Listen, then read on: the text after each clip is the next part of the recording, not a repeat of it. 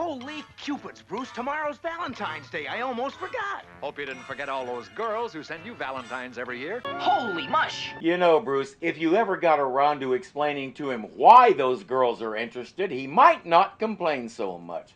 Fortunately, there's no more time to talk about those icky creatures. The bat signal is summoning them to police headquarters. Valentine gifts for Batman and Robin from the Joker, the Penguin, the Riddler, and Catwoman. We'll open the gifts remotely in the bomb disposal room. Gee, I wonder which one of them might have the best chance of capturing Batman's heart. I'm gonna say Penguin.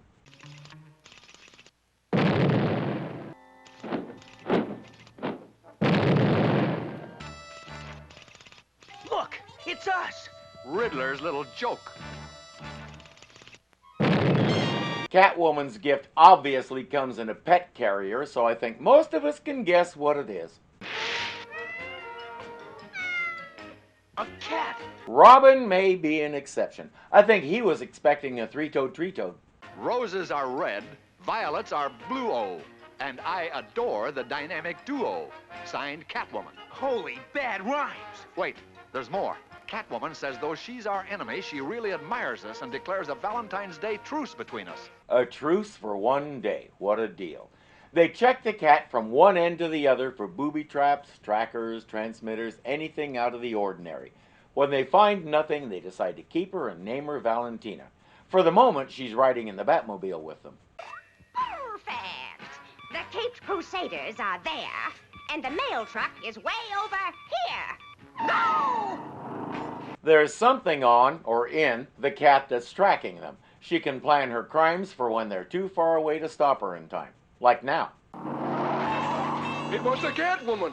But what took you Caped Crusaders so long? Don't you know you're supposed to have the ability to be anywhere in the city at a moment's notice? What's wrong with you guys?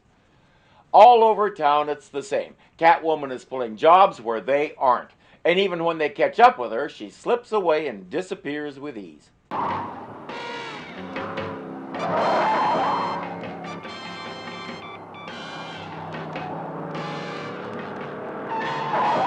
When you're Batman chasing a crook, it's okay to make an illegal turn like that, especially since there's not another car within 25 miles, so it's not really a safety issue. Gone. It's as if she knew where we were every instant. Somehow, Catwoman's tracking our every move, and I'm afraid there's only one suspect. Just then, a mouse scurries across the road. No, Valentina, wait! I better go get her. In the pipe where it's dark, Robin can suddenly see how Catwoman is tracking them. There's the answer. That cat's fur is coated with a chemical that gives off radio waves. A chemical that emits radio waves. Not radiation, mind you, radio waves. Not particulate radiation, electromagnetic radiation at radio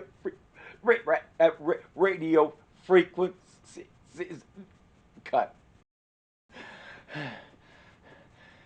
They'll leave the radio frequency kitty with Gordon for now. Catwoman doesn't know that. Spiffany's Gem Tower, chock full of juicy jewels for the taking. And the dynamic duo can't stop us because right now they're moping at police headquarters. Not exactly. They have a line on where Catwoman is and what she's up to, so Gordon is off to try and help them. Barbara just got there, so he puts the cat in her care. There's just one problem. Uh-oh, the dynamic duo are on their way here. The problem? As usual, she's not privy to the whole story, so she's barreling into it and messing up the plan.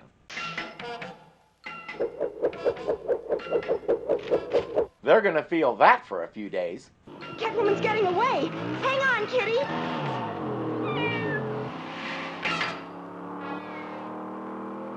And now Catwoman can track the Batmobile again. What about Batgirl? Batgirl, I'll fix her.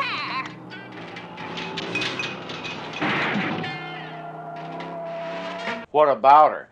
I don't like to put it this way for the sake of the character's history overall, but in this series, Batgirl is a wannabe.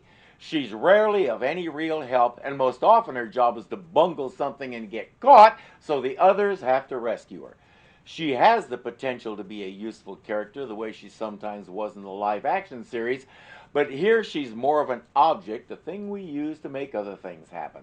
She seems to have zero fighting skills. She handles her cycle like a 15-year-old with her learner's permit. Every so often she gets to do something useful, but most often she spends a big part of an episode unconscious and or tied up and in peril. I thought Yvonne Craig got kind of a raw deal the way Batgirl was written there, but she had it good. This Batgirl has the grace and skill of a newborn puppy. It's not a good look on her. She can't be too far ahead, Robin, and this time she can't track us with that furry Valentine. Yeah, but, well, I really do like that cat. Fair warning, if you watch the actual show, they're going to beat that joke to death and then beat it some more. Needless to say, Catwoman knows they're coming and is prepared for them.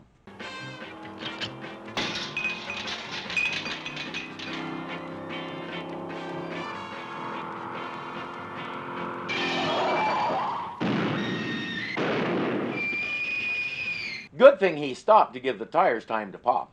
Activate hover jets.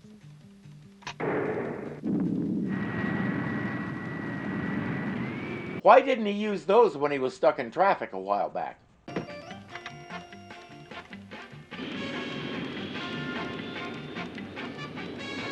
In the live-action series, the tires were self-repairing, and I think we may even have done that in this series. But those hover jets do look like a lot more fun. Into my trap. She thinks a tennis net is going to stop the speeding Batmobile. What actually happened was the Batmobile hit the net and kept going. Both Catwoman's car and the light pole were yanked from their spots, and for the next 2 miles they were flapping around in the breeze behind the Batmobile. Now!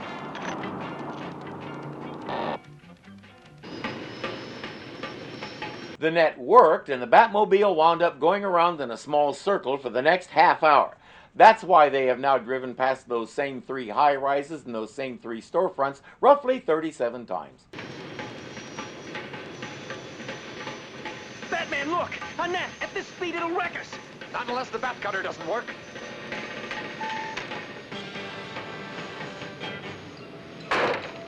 Aside from the lazy backdrops with their repeated patterns, notice how much dead air there was in that clip. We're obviously padding out the runtime with repeated showings of repeated patterns. We sit and stare at Batman, Robin, and Valentina sitting and staring. Catwoman is the only one who's doing anything. I'm not going to do anything goofy like the padding song because this is Filmation. I didn't grow up with it, but I know a lot of you did. And I know many of the Filmation shows have a special place in your heart, including this one. For all the foibles, incomplete images, corny plots, low-budget animation, and everything else, they did the best they could with what they had, and I admit this show is fun. Considering what they had to work with, and considering that we all know what a cruel Taskmaster runtime is, I can forgive a lot. And no, I'm not going to comment on the bat cutter because James Bond had something similar on his hood ornament in The World Is Not Enough. If it's good enough for James Bond, it's good enough for Batman. Foiled again! No, it's Curse's foiled again. She has some kind of an accent, so maybe she's just not familiar with all the ins and outs of American villain lingo.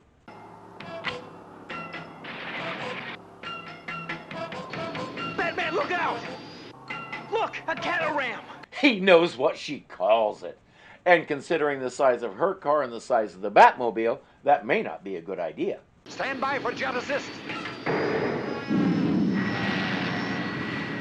I repeat, why didn't he use that to get out of the traffic jam? That's better than the extendable legs on the Gadgetmobile. She can't go too far. Stand by for Batapult intercept.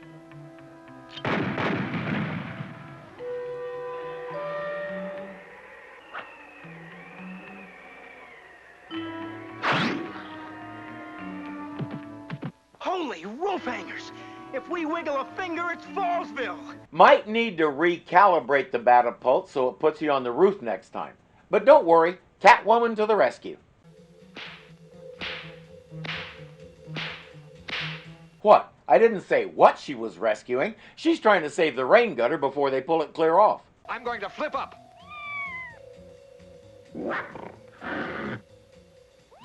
Catwoman, what do you feed that cat?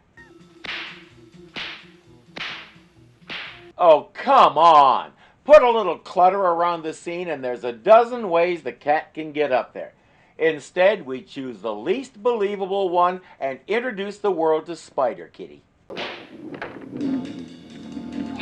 No! Get away, you stupid cat! Easy now. Steady. There. Okay. And like her namesake Spider-Man, she's the nemesis of criminals everywhere. Henchmen appear out of nowhere and it's fight time. And look who finally joined the party. What a mess! I not only let Catwoman clobber me, but I lost that cat Dad gave me to watch. The cat and Catwoman. My prediction, the cat will roar Catwoman a couple more times and she'll fall off the roof right into Batgirl's sidecar.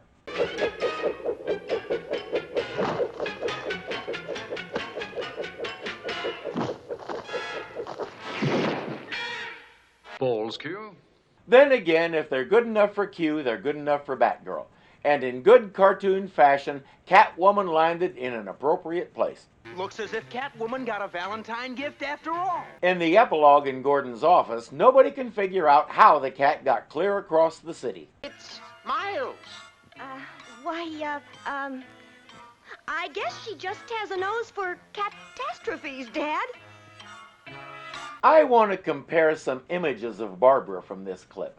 When I turn my head this way, it hurts and I have to scowl. But when I turn this way, my features forget to follow the rest of my head and end up over by my ear. It's not until we get close up that all my parts fall into place and I look just like you humans. I mean, I look normal. That's another reason she wears the cowl. It keeps her nose from sliding out of place. All right, Atomaniacs, I have 3 tasks for you, and they need to be done quickly before it's too late. First, click that like button down there and let us know that you enjoyed this video. Second, this is Irving. If you haven't subscribed yet, punch him in the face and make sure you get it done, because something is always happening around here and you don't want to miss a thing. Third, become a patron today, because between Irving, Hazel, and Robin, we go through a lot of food around here. Until next time.